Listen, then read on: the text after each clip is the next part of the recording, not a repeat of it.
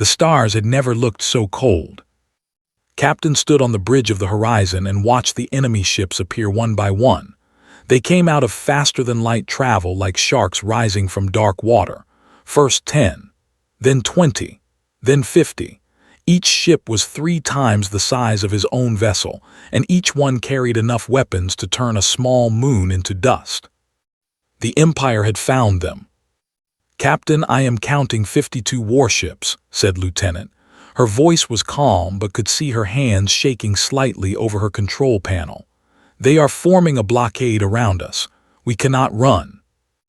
Nodded slowly. He had been a captain for 15 years.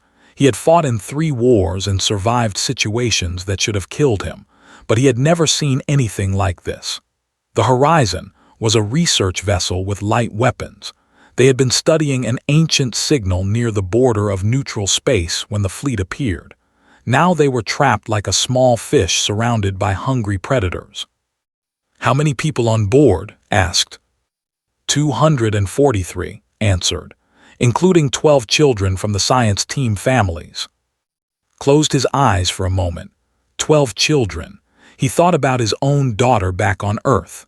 She was 8 years old and loved to watch videos of space whales.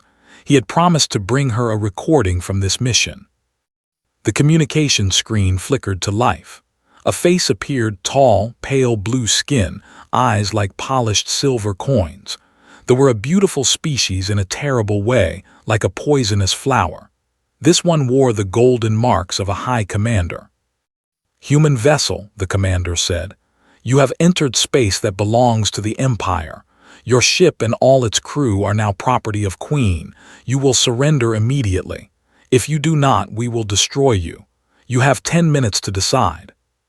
The screen went dark. The bridge was silent, could hear his own heartbeat. He looked around at his crew, young men and women who had joined the space service to explore, not to die. They looked back at him with fear in their eyes, waiting for him to say something to give them hope. But had no hope to give. Their weapons could not scratch the ships. Their engines were damaged from a meteor strike 2 days ago. They could not fight and they could not run. Captain said quietly, "What do we do?" Before could answer, a voice spoke from behind them. "Let me talk to them." Everyone turned. A man stood at the back of the bridge. He was tall and lean, maybe 45 years old. His hair was black with streaks of gray, cut short like a soldier. His face was hard and weathered, with 3 long scars running from his left eye down to his jaw.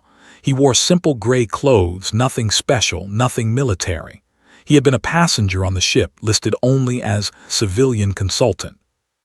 Nobody knew much about him. He kept to himself, ate alone, and spent most of his time in his small cabin. Some of the younger crew members thought he was strange. Some thought he was rude. But whenever he walked through the corridors, people moved out of his way without knowing why. There was something about him, something in his eyes, in the way he moved, that made people uncomfortable. Frowned, "Mister, this is a military matter. Please return to your cabin." "Captain," said, walking forward slowly, "you have 243 lives on this ship. You have no weapons that can hurt them and no engines that can outrun them. In 8 minutes, they will either take everyone prisoner or kill everyone. Prisons are not places where humans survive long." "I know the situation," said, his voice tight with anger and fear. "Then you know you need another option." Stopped beside the captain's chair. Up close, could see more scars on his hands and neck. This man had been hurt many times. This man had seen violence that most people could not imagine. "What option?" asked. "A parley, a negotiation. One person goes to their flagship and speaks with whoever is in charge." Shook her head. "The do not negotiate, they conquer. Everyone knows this." "The follow their queen," said, "and their queen is on that flagship. I can see the royal markings on the largest ship. If I can speak to her directly, there may be a chance." Stared at him. "You want to go alone onto a warship? That is suicide." "Maybe." His voice was flat, like he was talking about the weather. "But if I fail, you lose one passenger. If you do nothing, you lose everyone." Why asked, "Why would you do this? Who are you?" Was quiet for a long moment. Then he said, "I am someone who owes a debt, and I think today is the day I pay it." Did not understand, but he also did not have any better ideas. He looked at his crew, at their frightened faces, at the children's names on the passenger list. Then he looked back at this strange man who had appeared like a ghost and offered to walk into the mouth of death. "If I send you over there, they might kill you the moment you step off the shuttle." "They might," agreed. "They might torture you for information about human military secrets." "They might. You could be starting a war that kills millions." Smiled then a small and tired smile. "Captain, the war started a long time ago, but maybe, just maybe, today we can end it." Made his decision. He reached for the communication controls and opened a channel to the flagship. The same commander appeared on screen, looking annoyed. "Have you decided to surrender, human?" "We request a parley," said. "Under the ancient laws of space, we request to send one representative to speak with your queen directly." The commander laughed. "One representative, against the might of the Empire, this is a joke." "The ancient laws are not a joke," said. "Even the honor them, or has your queen forgotten the old ways?" The commander's smile disappeared. His silver eyes narrowed. "Wait," he said, and the screen went dark again. Minutes passed. They felt like hours. The crew barely breathed, stood perfectly still, his eyes fixed on the largest ship where the queen waited. Finally, the screen lit up again. This time, a different face appeared. It was older, female, with pale blue skin that seemed to glow faintly. Her eyes were not silver but deep purple, ancient and cold. She wore a crown of black metal shaped like twisted thorns. "Queen of the Empire." "One human wishes to speak with me," she said. Her voice was like ice cracking. "Very well, send your champion, little ship. I am curious to see what kind of fool walks willingly into my hands." The screen went dark. Turn 2, "Are you sure about this?" Was already walking toward the shuttle bay. "Prepare the shuttle. And Captain, whatever happens over there, whatever you see or hear, do not try to rescue me. Just keep your people safe." "How will I know if you succeed?" Paused at the door. He looked back with those strange, tired eyes. "If I succeed, you will know. If I fail," he shrugged, "then it will not matter." He walked out. 10 minutes later, a small shuttle departed from the horizon. It flew toward the massive flagship like a tiny bird flying toward a mountain. The crew watched in silence. Lieutenant wiped tears from her eyes without knowing why. In the shuttle, sat alone. He looked at his hands. He thought about the past, about fire and blood, about a battle that had changed everything, about a promise made 20 years ago in a dark cave on a distant world. "Time to keep my word," he whispered to himself. The shuttle flew on. The galaxy held its breath. The shuttle landed in the belly of the flagship with a soft thump, sat still for a moment, listening. He could hear the hiss of the docking clamps locking onto his small ship. He could hear the distant hum of the massive vessel's engines. He could hear his own steady breathing. He was not afraid. He had been afraid many times in his life, when he was young, when he did not understand death. But that was a long time ago. Now fear felt like an old friend, familiar and almost comfortable. The shuttle door opened. Bright white light flooded in, stood up slowly and walked out. 20 soldiers waited for him. They stood in 2 perfect lines, their weapons pointed at his chest. They were tall, almost 7 feet each, with pale blue skin and silver eyes that reflected the light like mirrors. They wore black armor that covered their bodies from neck to toe. Each one could have broken in half with their bare hands. Stepped onto the deck and stopped. He raised his hand slowly to show he carried no weapons. He said, "I am here to speak with Queen." The soldiers did not move. They stared at him with those strange silver eyes. Noticed something interesting. They were standing very still, but not the stillness of discipline. It was the stillness of uncertainty. They were nervous. An officer stepped forward. She was female, with darker blue skin than the others and golden marks on her armor that showed her high rank. This was Commander, the Queen's military advisor.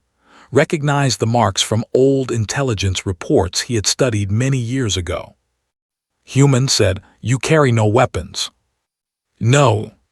"You wear no armor." "No." Tilted her head slightly. "You are either very brave or very stupid, perhaps both." "Perhaps," agreed.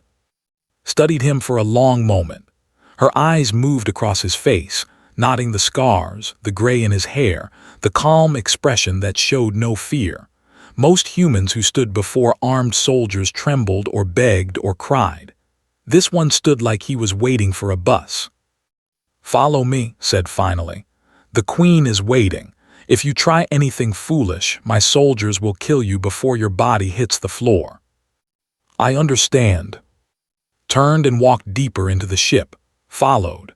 The 20 soldiers formed a tight circle around him, their weapons still ready. They walked through long corridors made of dark metal and pale crystal. The flagship was enormous, like a floating city. Thousands of crew members worked at stations and screens, controlling the great ship. As passed, they stopped their work and stared. Word had spread quickly. A human had come aboard, alone, unarmed, asking to see the Queen. It was the strangest thing any of them had ever heard. Walked with steady steps, his eyes forward, his face calm. But inside he was watching everything. He counted the soldiers, noted the positions of doorways and weapons, measured the distances between checkpoints. Old habits never died. Even after 20 years of peace, the soldier inside him never slept. They passed through a large common area where off-duty soldiers gathered. There were perhaps 100 of them, eating and talking and sharpening their weapons. When entered, the room went silent. He kept walking. But then something strange happened. As he moved through the crowd, the soldiers began to step back. They moved away from him slowly, almost unconsciously, like animals moving away from fire. Some of them touched their weapons nervously.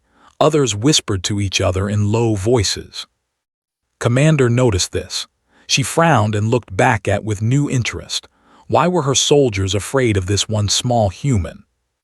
One old soldier, a veteran with many scars and missing 2 fingers on his left hand, suddenly grabbed the arm of a younger soldier beside him. "Look at his face," the old soldier whispered. "Look at his scars." The young soldier looked. "What about them?"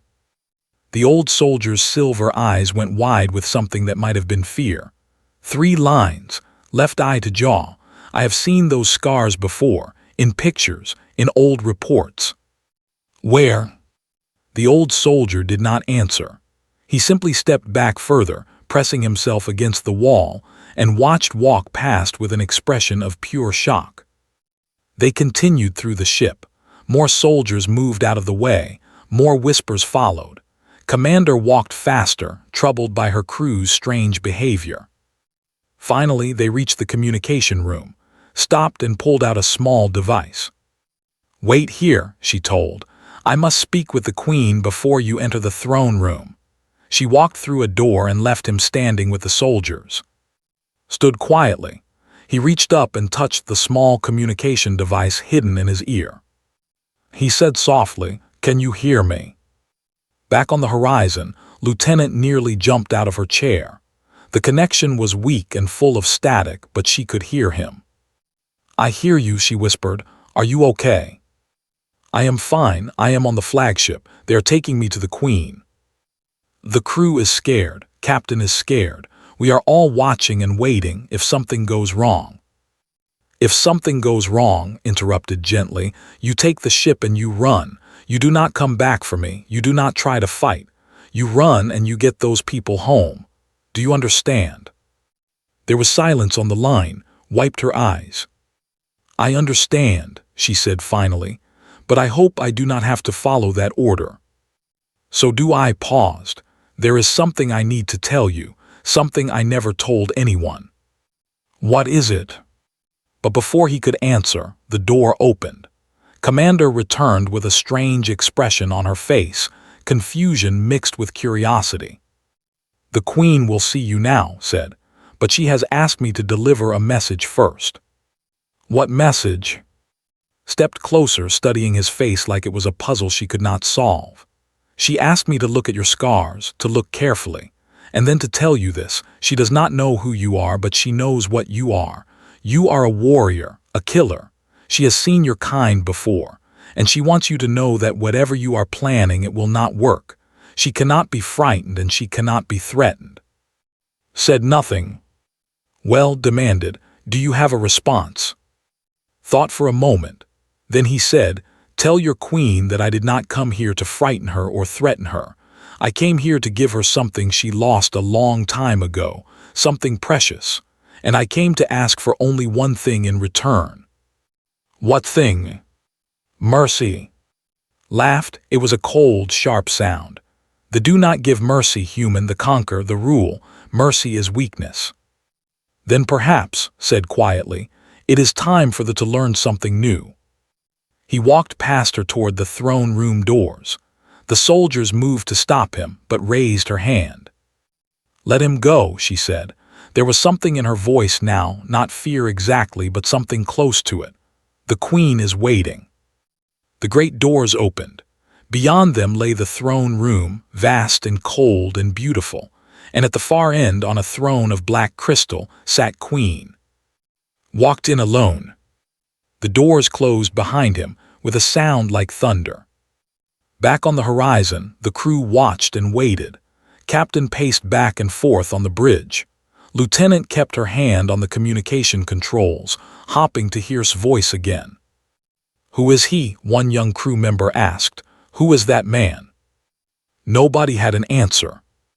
But far across the galaxy, in military academies and old soldiers' homes, in whispered legends and classified files, the answer existed. It was a name that had not been spoken in 20 years, a name that the Empire had tried to forget, a name that meant death in the darkness, a ghost that could not be killed, a human who had done the impossible. The ghost of... And now that ghost walked toward the most powerful ruler in the galaxy, carrying secrets that would change everything. The throne room was the most beautiful place had ever seen, and the most frightening. The walls were made of dark crystal that seemed to drink the light. The ceiling rose so high that it disappeared into shadows. Strange lights floated in the air like tiny stars, casting pale blue glow across everything. The floor was polished black stone that reflected his image as he walked, making it seem like a second walked beneath him, upside down, in another world. And at the far end of this vast room, on a throne carved from a single piece of midnight crystal, sat Queen. She was ancient, could see it in the way she held herself, in the depth of her purple eyes and the patient stillness of her body. Humans grew old in decades, they grew old in centuries. Queen had ruled her empire for over 300 years. She had seen wars begin and end, stars born and die, entire civilizations rise and fall like waves on a beach. Her skin was pale blue, almost white, and seemed to glow faintly from within. Her hair was long and silver, braided with threads of black metal. She wore a simple dress of dark red, the color of old blood, and on her head sat a crown of twisted black thorns. Her hands rested on the arms of her throne, and her long fingers ended in nails like small knives. Around her stood her royal guard, 12 warriors in golden armor, each one selected from the best soldiers in the empire. They watched with hungry eyes, waiting for any excuse to kill him. Stopped in the center of the room, 30 feet from the throne. He did not bow. He did not kneel. He simply stood there and looked at the Queen with calm, steady eyes. For a long moment, nobody spoke. The silence was so deep that could hear his own heartbeat echoing off the crystal walls. Then Queen smiled. It was not a warm smile. It was the smile of a predator looking at prey. "So," she said. Her voice was soft, but it filled the entire room, like whispers coming from everywhere at once. "You are the human who asked to see me, the fool who walked alone into the heart of my fleet. I am said, "Do you know who I am, human? You are queen of the empire. You have ruled for 312 years. You have conquered 12 star systems and destroyed 4 civilizations that refuse to submit. You have never lost a war and never shown mercy to your enemies." Smile widened slightly. "You have studied me." "I have. And still you came." She tilted her head, curious like a cat watching a mouse do something unexpected. "Why? Do you wish to beg for your ship, for your people? I warn you, human, I do not respond well to begging. It bores me." "I did not come to beg." "Then why?" Was silent for a moment, choosing his words carefully. Everything depended on the next few minutes. Everything depended on saying exactly the right thing. "I came to give you information," he said. "Information about something you lost, something precious, something you have been searching for 20 years." For the first time, something changed in the Queen's expression. A tiny flicker of interest, a small crack in her mask of cold amusement. "I have lost nothing," she said, but her voice was slightly different now, slightly careful. 20 years ago," continued, "a fleet entered the system. The fleet was commanded by someone important, someone very close to you. The fleet attacked a human mining colony on 7, and then the fleet was destroyed, every ship, every soldier, everyone." The throne room went completely still. The guards stiffened. Commander, who had entered quietly through a side door, stopped breathing. Nobody spoke about. It was forbidden. The defeat there was the greatest shame in history, an entire fleet destroyed by a handful of humans on a tiny mining world. The had erased it from their official records, punished anyone who mentioned it, tried to pretend it never happened. But Queen had never forgotten, because the commander of that fleet, the leader of that doomed mission, was not just any officer. He was her brother. "Prince." "How dare you," said. Her voice was no longer soft. It was sharp and dangerous, like a blade being drawn. "How dare you speak of that place in my presence? How dare you mention things you cannot possibly understand?" She rose from her throne. She was tall, taller than expected, and when she stood, the floating lights in the room flickered and dimmed. Power radiated from her like heat from a fire. "Guards," she said, "kill this human slowly." The 12 guards stepped forward, drawing their weapons. "Wait," said. His voice was calm, completely calm, like he was asking someone to pass the salt at dinner. "I have not finished. I came to tell you about, but more importantly, I came to tell you about Prince." Raised her hand, the guard stopped. "Is dead," she said, her voice cracked slightly on the name. "He died with his fleet. His body was never recovered. I mourned him for 10 years. I burned 1,000 stars in his memory." "He did not die," said. Silence. "What did you say?" whispered. "Prince did not die. He was wounded, yes, badly wounded, but he survived. I know this because I was there. I was on 7 when his fleet attacked. I was one of the humans who fought against him, and I was the one who found him after the battle, wounded and dying, and I was the one who saved his life." Stared at him. Her purple eyes were wide, and for the first time, saw something in them that was not coldness or cruelty or ancient boredom. He saw hope. "You lie," she said, but her voice was trembling. "You are lying to save your miserable ship. My brother is dead. He has been dead for 20 years. "I am not lying." "Then prove it." She stepped down from her throne, walking toward him. The guards moved to follow, but she waved them back.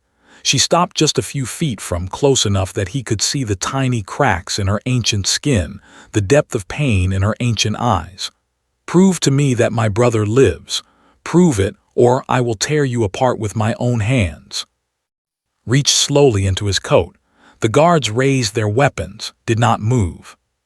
From inside his coat, pulled out a small object. It was a pendant on a thin chain, a piece of dark metal shaped like a twisted star, covered in tiny engravings that glowed faintly purple. made a sound. It was not a word. It was something older than words, a sound of pure shock and grief and desperate hope. Her hand flew to her mouth. This pendant, said, was given to Prince by his sister on the day he left for his first military command. It was made from a piece of crystal from the royal palace, blessed by the ancient priests, inscribed with the royal family's secret words. Only 3 people in the universe know those words: you and your mother, who died 200 years ago. Reached out with a shaking hand. Her fingers touched the pendant, traced the engravings, felt the familiar weight of something she had made with her own hands centuries ago.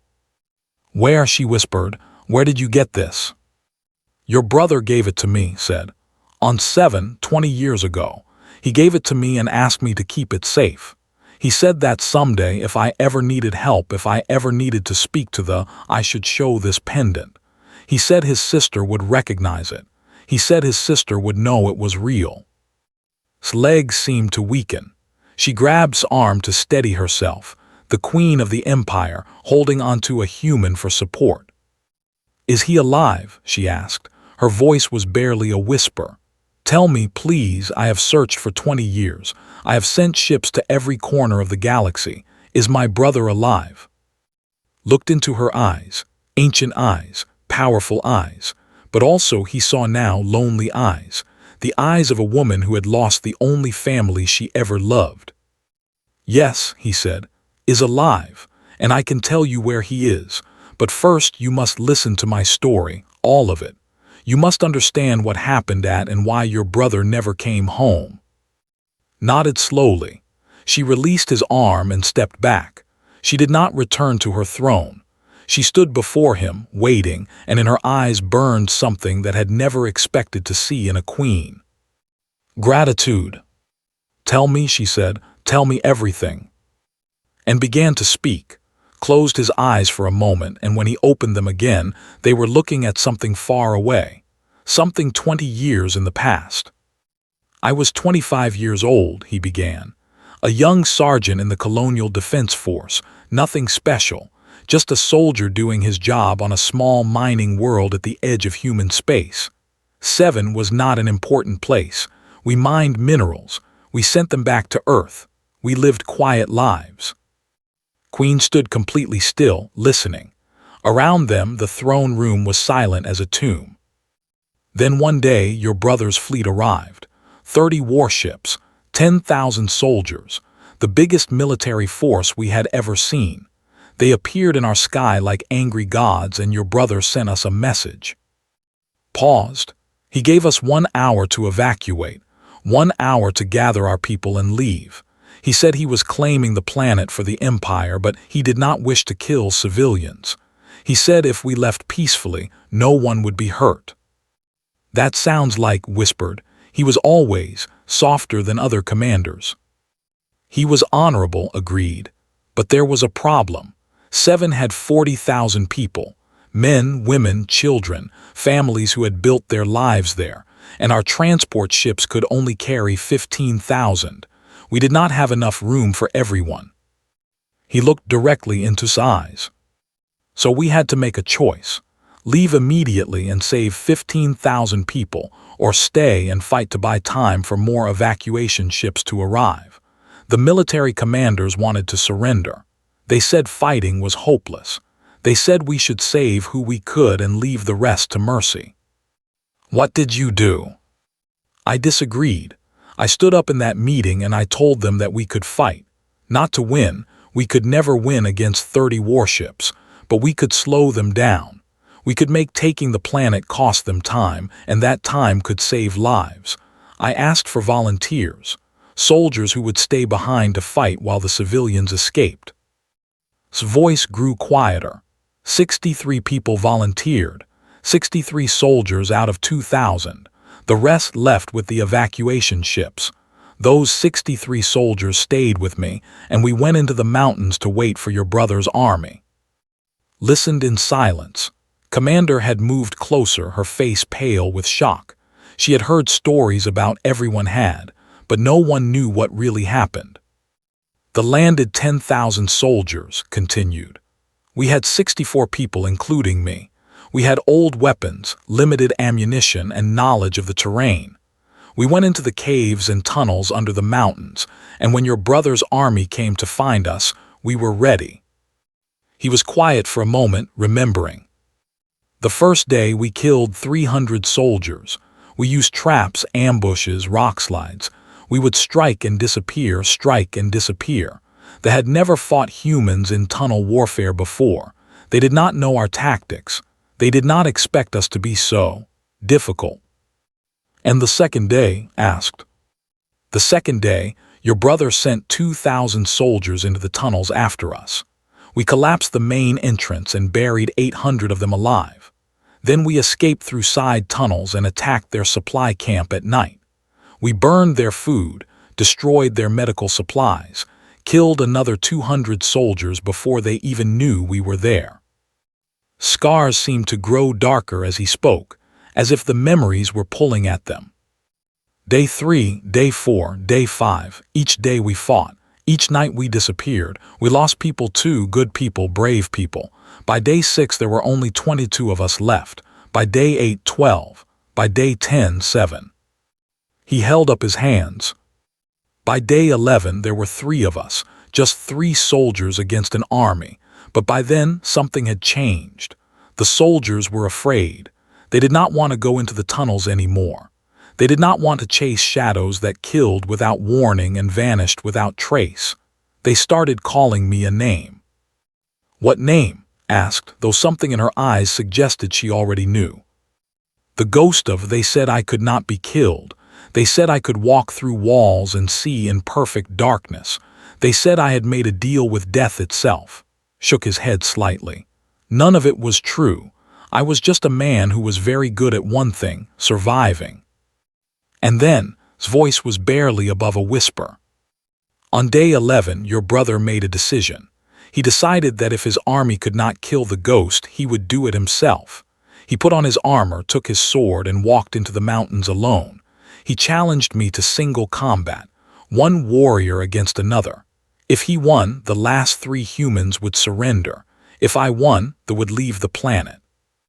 Met's eyes, I accepted. The throne room was completely silent. Even the guards had lowered their weapons, caught up in the story. We fought for almost an hour. Your brother was the greatest warrior I had ever faced. He was faster than me, stronger than me, more skilled than me. He cut me many times, touched the 3 scars on his face. He gave me these on a cliff overlooking the burning colony. I thought I was going to die. I was sure of it.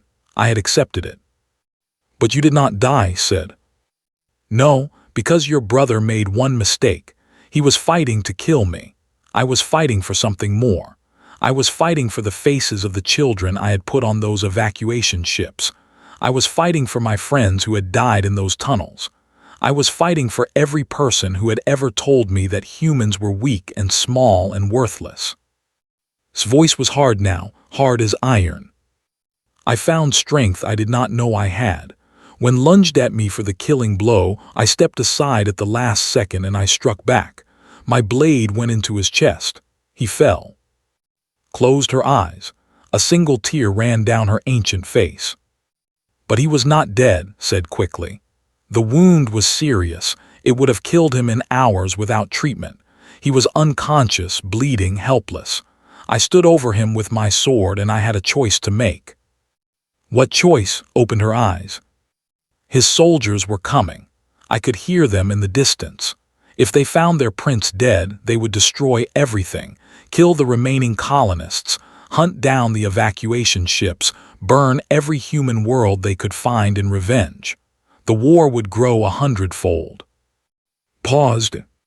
But if I let him live, if I saved his life, maybe somehow things could be different. Maybe his survival could lead to peace instead of more war. I did not know if it would work. I only knew that killing him felt wrong. He had fought with honor. He had given us a chance to evacuate. He was not a monster. He was just a soldier following orders like me.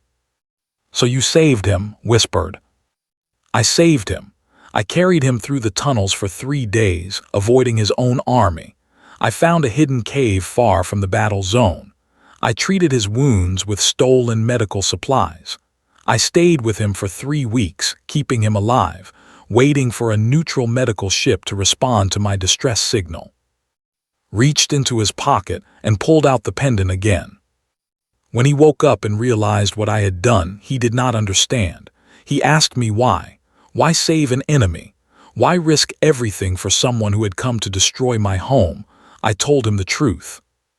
What truth? Asked. That mercy is not weakness, that compassion is not stupidity, that the measure of a person is not how they treat their friends, but how they treat their enemies. I told him that I did not want more death. I wanted the killing to stop. And maybe, if one human and one could find a way to understand each other, others could too. The throne room was thick with silence, stared at with an expression he could not read. Gave me this pendant before the medical ship took him away. He told me that I had saved his life and his soul. He told me that I had shown him something he had never seen before, a different way to live. And he told me that if I ever needed help, if I ever needed to listen, I should show this pendant to someone who would recognize it. Held up the pendant one final time. He told me to find his sister.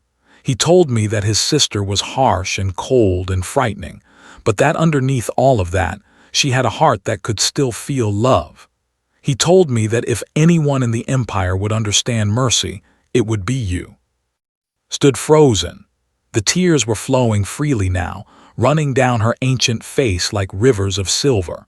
300 years of strength and coldness were cracking apart. Where is he? She asked. Her voice broke on the words.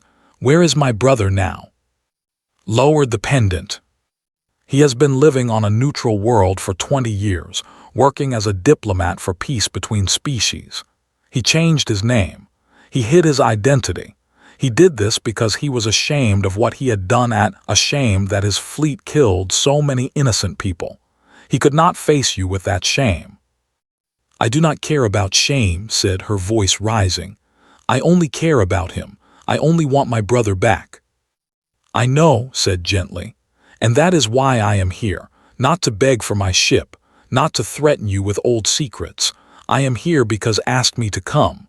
He has been waiting for the right moment, a moment when you might finally be ready to listen, when you might finally be ready to choose a different path. He stepped forward and held out the pendant. He wants to come home, but only if you will have him, only if the Empire is ready to stop conquering and start building something better. Took the pendant with trembling hands.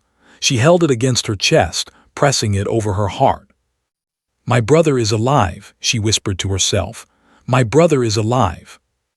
And in that moment, the cold queen of the Empire was not a ruler or a conqueror. She was just a sister who had found hope after 20 years of grief. The throne room had changed. 5 minutes ago, it had been a place of cold power, of ancient authority, of fear. Now it felt different. The air itself seemed lighter. The floating lights above glowed a little warmer. And Queen, the most feared ruler in the galaxy, stood clutching a small pendant like it was the most precious thing in the universe. Commander stepped forward slowly, her face showing shock and confusion. My queen, she said carefully, this human, his story. How can we know it is true? How can we trust anything he says? Did not look at her. Her eyes were fixed on, studying him with an intensity that felt like being examined by the sun. The pendant is real, said quietly. I made it myself 3 centuries ago. I put my own blood into the metal. I carved the sacred words with my own hands. No one in the galaxy could fake this. But the story matches everything we know. Finally looked at. We lost contact with that. We sent ships to investigate and found the fleet destroyed, but we never found his body. For 20 years, I assumed he died in battle and his body was lost in the destruction, but we never knew for certain. She turned back to, You said he has been living on a neutral world. Which world? Hesitated. This was the moment of greatest danger. If he revealed its location and chose to attack, the prince would die. 20 years of protecting him would mean nothing. Before I tell you, said, I need to understand something. What will you do when you find him? His eyes narrowed. He is my brother, I will bring him home. And if he does not want to come, if he has built a new life, a peaceful life, and does not want to return to war and conquest, why would he not want to come home? Demanded. I am his family. The empire is his birthright. Because he changed, spoke carefully, knowing that every word mattered. In that cave, when he woke up and found himself alive because of an enemy's mercy, something broke inside him, or maybe something healed. He told me that he had spent his whole life believing that strength came from power, from conquest, from victory, from crushing anyone who opposed him. Paused, but I showed him a different kind of strength, the strength to spare an enemy, the strength to choose compassion when revenge would be easier, the strength to believe that there might be a better way. This is human foolishness, Commander muttered, sentiment and weakness. Is it? Turned to face her. I was one man against 10,000 soldiers. I killed over 1,000 of them. I survived for 11 days when your entire army could not kill me. And at the end, when I had the prince at my mercy, I chose to save him instead of destroy him. Tell me, Commander, does that sound like weakness to you? Had no answer. Turned back to. Your brother learned that lesson. He spent the last 20 years trying to live by it. He works for peace now. He helps species that were once enemies learn to talk to each other. He has prevented 3 wars that would have killed millions. He has done more good in 20 years of peace than he did in 200 years of conquest. Was silent for a long moment. Her fingers traced the pendant over and over, feeling its familiar shape. You ask what I will do when I find him, she said finally. I will ask him to forgive me. Blinked. This was not the answer he expected. Forgive you, he asked. For what? For sending him to in the first place. His voice cracked with old pain. The mission was my idea.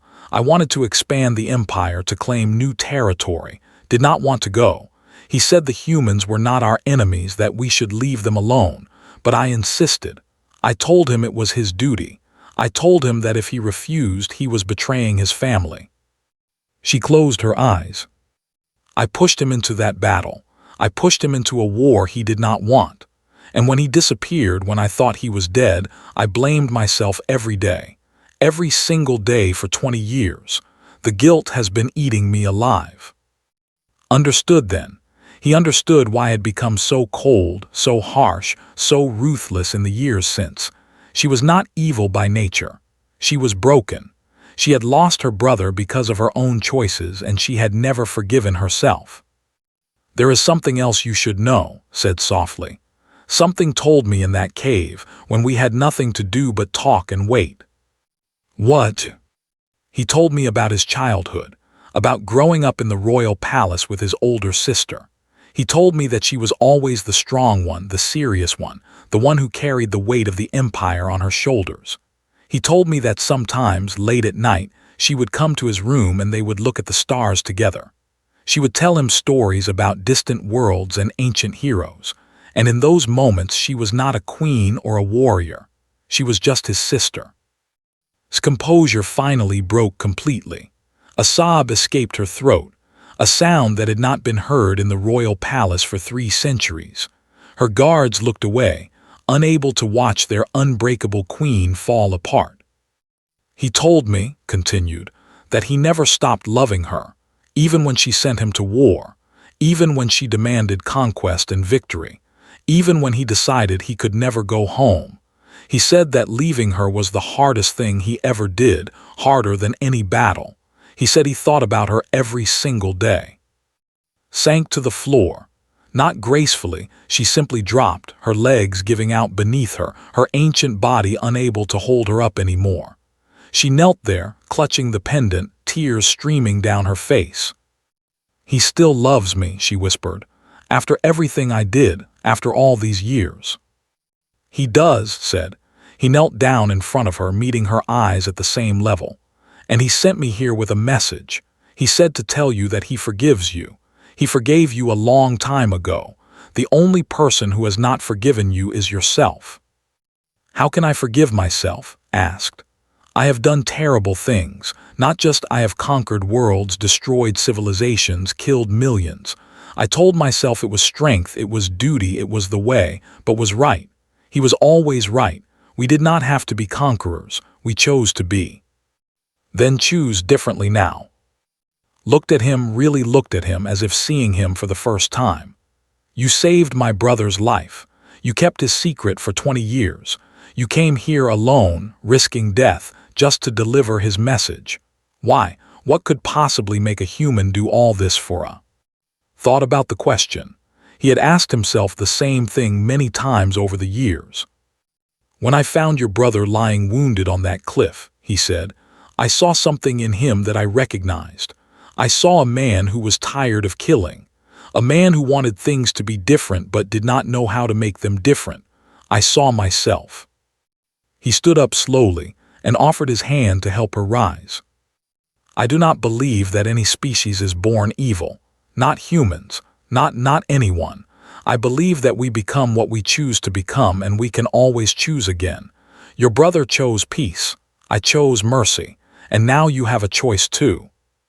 Took his hand. Her skin was cold, but her grip was strong. She rose to her feet, still holding the pendant in her other hand. What choice? She asked. The Horizon is a research vessel carrying 243 people, including 12 children. They have no weapons. They cannot hurt you. You can destroy them with a single command, and no one in the galaxy would blame you. The conquer, that is what everyone expects. Released her hand and stepped back. Or you can let them go. You can show the galaxy that they can be more than conquerors. You can begin a new chapter for your people. You can make your brother proud. Stared at him for a long moment. The throne room was completely silent. Every guard, every advisor, every person present held their breath.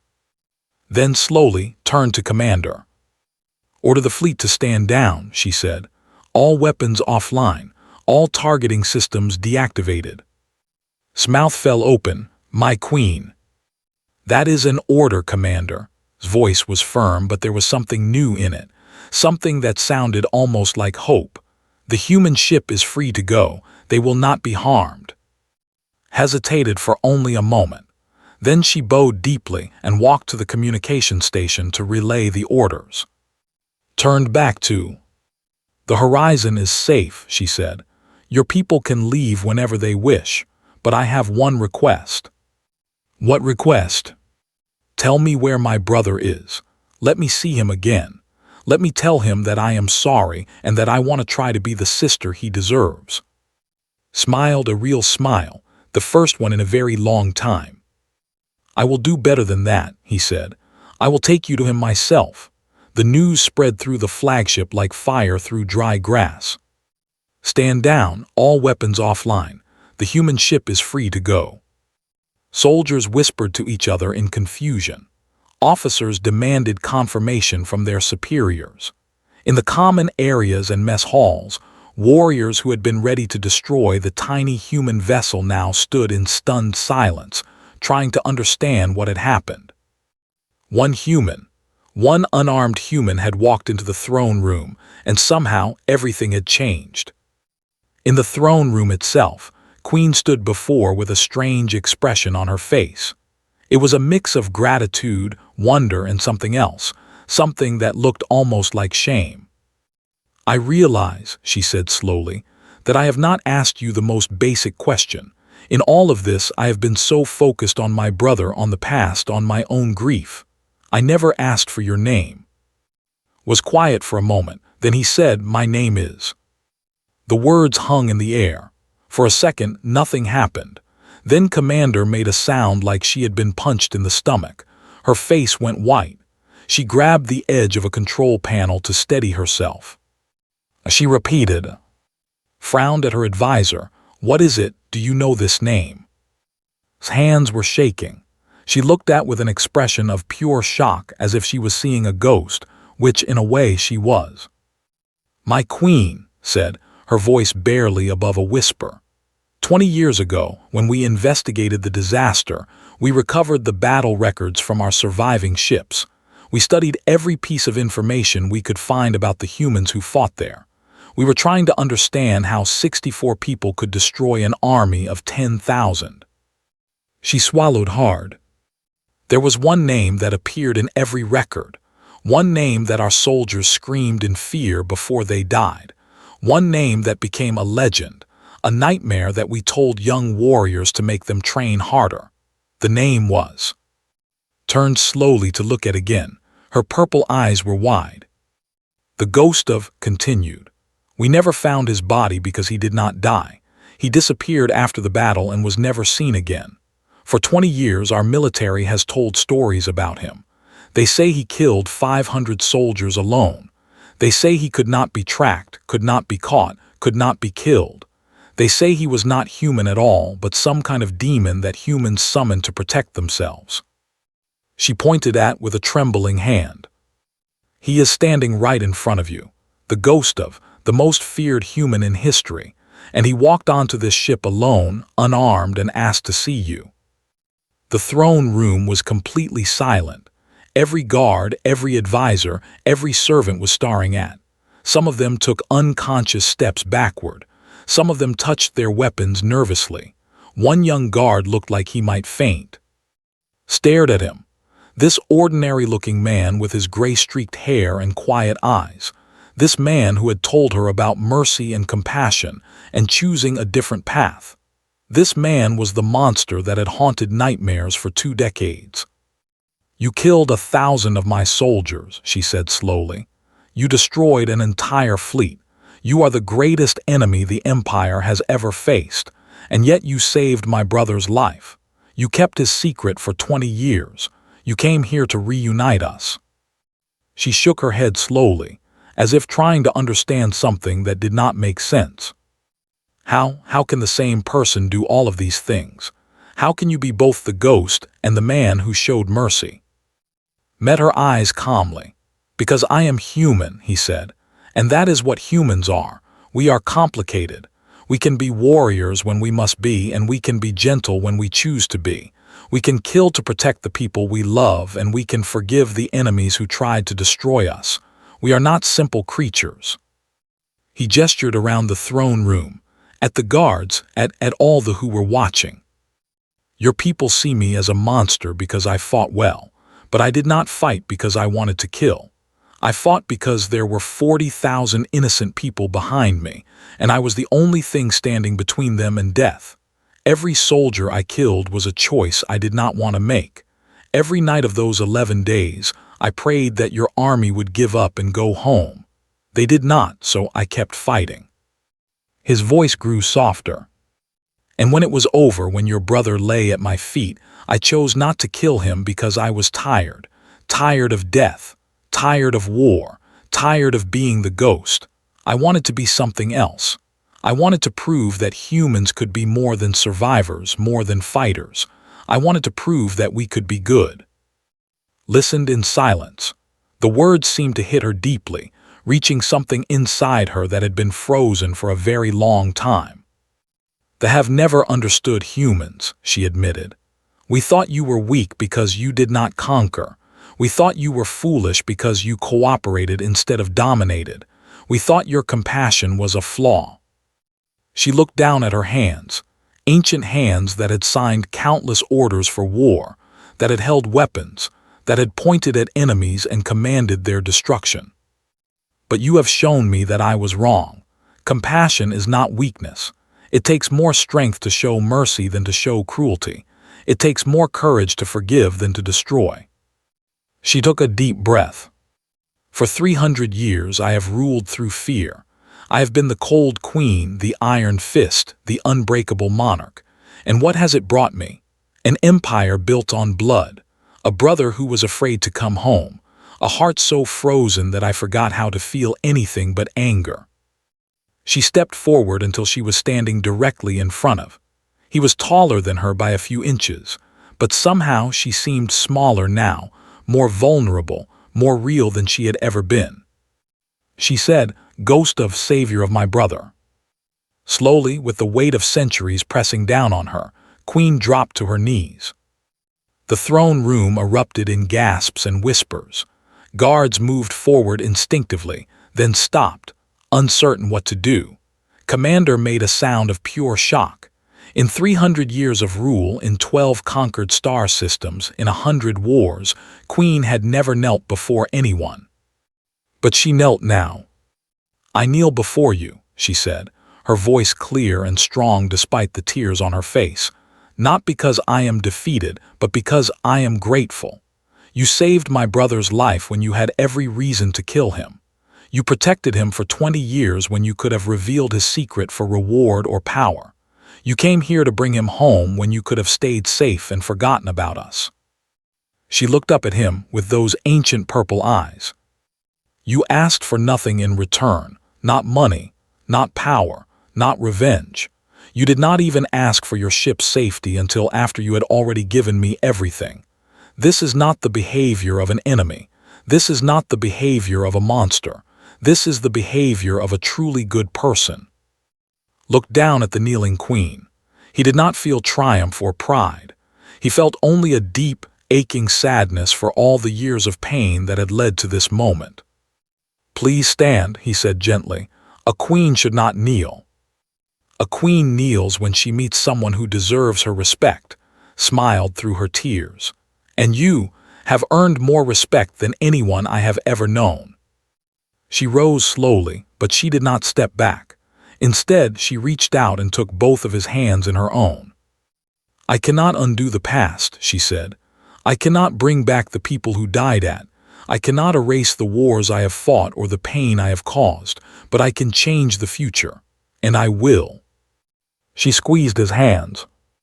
"The Empire will stop conquering. We will reach out to the species we have hurt and try to make amends.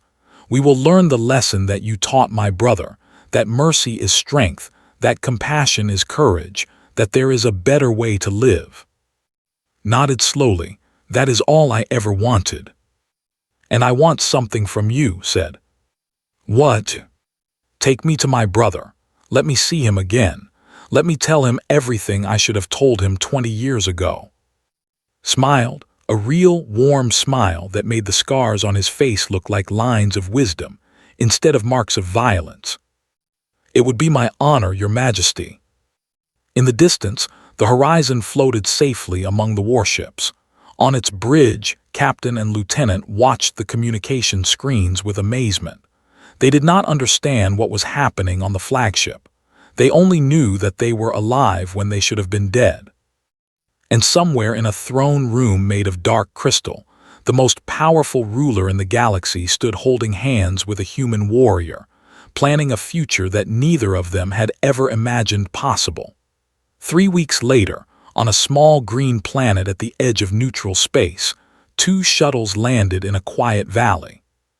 The first shuttle carried Queen of the Empire, along with Commander and a small group of royal guards. The second shuttle carried Captain, Lieutenant, and the valley was beautiful, rolling hills covered in purple grass, trees with silver leaves that sang in the wind, a river of crystal-clear water that ran through the center like a ribbon of light. This was a world that had remained untouched by war for centuries, a world dedicated to peace. And standing at the edge of the river, waiting, was a tall man with pale blue skin and silver eyes. Prince. He was older now. His face had lines that had not been there 20 years ago. His posture was less military, more relaxed. He wore simple clothes, brown pants, a white shirt, no armor, no weapons, no royal marks. He looked like what he had become, a diplomat, a peacemaker, a man who had found a new purpose. Queen stopped at the bottom of her shuttle's ramp. For a long moment, she did not move. She simply stood there, looking at her brother across 50 feet of purple grass, and her ancient eyes filled with tears. As she whispered, he smiled. It was a warm smile, a gentle smile, the smile of a man who had learned to forgive. "Hello, sister." Walked forward. Her steps were slow at first, uncertain, like she was afraid he might disappear if she moved too fast. Then she walked faster. Then she was running like she had not run in 200 years, running like a young woman instead of an ancient queen. She crashed into him and threw her arms around his neck. She held him tight, so tight, and she cried into his shoulder. 300 years of coldness melted away in that embrace. 3 centuries of walls and masks and frozen emotions dissolved like ice in spring. "I'm sorry," she sobbed. "I'm sorry, I'm sorry, I'm sorry." Held her gently, stroking her silver hair. "I know," he said. "I know, it's all right. I forgave you a long time ago. I should have listened to you. You were right about everything. You were always right." "I was not always right, I just saw things differently." He pulled back slightly to look at her face. "And now you see them too. That is what matters." The 2 siblings stood there for a long time, holding each other, crying together. Their guards watched in amazement. Commander wiped her own eyes and pretended not to. Eventually pulled away and looked at her brother properly. "You look well," she said. "Older but well." "So do you," smiled. 300 years and you still look exactly like the sister who used to sneak into my room to watch the stars." Laughed a real laugh, something that had not been heard from her in decades. "You remember that?" "I remember everything." He took her hand and led her toward the river. "Come, walk with me. We have 20 years to catch up on." They walked along the riverbank, talking quietly, their voices mixing with the singing of the silver leaves. Behind them, their guards kept a respectful distance. Watched them go. He stood beside his shuttle, his hands in his pockets, a small smile on his weathered face. Lieutenant came to stand beside him. "You did it," she said. "You actually did it. You saved the ship, ended a war, and reunited a family, all in one day." "It took a bit longer than one day," said. "It took 20 years." Shook her head in wonder. "Why did you never tell anyone? About the prince, about any of it? You could have been famous, you could have been a hero." Thought about the question. He watched and walking by the river, 2 siblings finding each other again after so long. "Mercy is not something you brag about," he said finally. "It is something you live." Was quiet for a moment, then she asked, "What happens now?" "Now things change," gestured at the valley, at the peaceful world around them. "Queen has agreed to sign a peace treaty with the human coalition. The Empire will stop expanding. They will return several of the worlds they conquered. They will work toward cooperation instead of domination. Because of you. Because of many things. Because of courage to choose a different path. Because of love for her brother. Because sometimes people are ready to change. They just need someone to show them it is possible." Captain joined them, his face still showing traces of disbelief at everything that had happened. "Mister," he said, "I have spent 15 years in the space service. I thought I had seen everything, but I have never seen anything like what you did on that flagship." "You give me too much credit, Captain." "I give you exactly the right amount of credit," extended his hand. "On behalf of the Horizon, the Coalition, and every human who will sleep safely tonight because of what you did, thank you." Shook his hand, just doing what needed to be done. Over the following days, the Valley on 4 became the site of the most important diplomatic event in galactic history. Representatives from the Empire and the human coalition gathered under temporary structures built among the purple grass. They argued and negotiated and compromised, but through it all, the presence of Queen and Prince working side by side kept everyone focused on the goal. On the final day, a document was signed. It was called the Accord, and it established peace between the Empire and humanity for the first time in history. Trade routes were established. Cultural exchanges were planned. Military forces on both sides began standing down. News of the Accord spread across the galaxy. Other species that had been conquered by the reached out, hopping for their own negotiations. Other conflicts that had seemed impossible to resolve began to show cracks of hope. It was as if a single act of mercy, made 20 years ago in a dark cave, had started a ripple that was finally reaching the shores of the entire galaxy. At the signing ceremony, Queen made a speech. She spoke about the mistakes of the past, about the price of conquest, about the lessons she had learned from an enemy who became a teacher. She did not hide her tears. She did not pretend to be the cold monarch anymore. For 3 centuries, she said, I believed that strength meant power over others. I was wrong. True strength is the courage to show mercy. True power is the ability to forgive. I learned this from a human warrior who had every reason to hate my people, but chose to save my brother instead. She looked at who stood quietly at the edge of the crowd. The ghost of is not our enemy. He is the best of humanity. And if more people, and human alike, could be like him, there would be no more wars in the galaxy. The crowd applauded, looked uncomfortable with the attention, but he nodded politely. After the ceremony, as the representatives began to depart, found standing alone by the river. The sun was setting, painting the sky in shades of orange and purple. The silver leaves sang their endless song.